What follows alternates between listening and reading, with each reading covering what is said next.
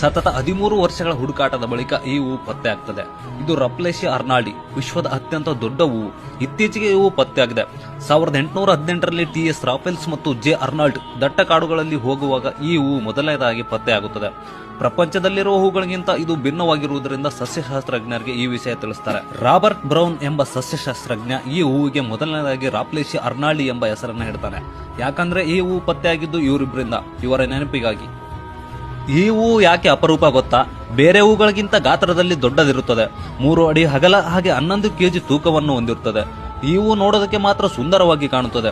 ಸತ್ತ ಶವದ ವಾಸನೆ ಹೊರಸೂಸುವ ಈ ಹೂವು ಇಂಡೋನೇಷ್ಯಾ, ಮಲೇಷಿಯಾ, ಥೈಲ್ಯಾಂಡ್, ಫಿಲಿಪೈನ್ಸ್ ಮಳೆಕಾಡುಗಳಲ್ಲಿ ಹೆಚ್ಚಾಗಿ ಕಾಣಸಿಗುತ್ತವೆ. ಅಪರೂಪವಾಗಿ ಬೆಳೆಯುವ ಈ ಹೂವು ಮೊಗ್ಗಿನ ಬೆಳವಣಿಗೆಗೆ ಸುಮಾರು 188 ದಿನಗಳನ್ನು, ಹಾಗೆ ಹೂವು ಬಿಡಲು ಸುಮಾರು 310 ದಿನಗಳನ್ನು ತೆಗೆದುಕೊಳ್ಳುತ್ತದೆ. ಹೂವು ಸಂಪೂರ್ಣವಾಗಿ ಅರಳಿದ 5-6 ದಿನಗಳಲ್ಲೇ ಬಾಡಿ ಹೋಗುತ್ತದೆ. ಇದರಿಂದಾಗಿ ಈ ಹೂವು ಪತ್ತೆ ಹಚ್ಚಲು ಕಷ್ಟಕರವಾಗುತ್ತದೆ.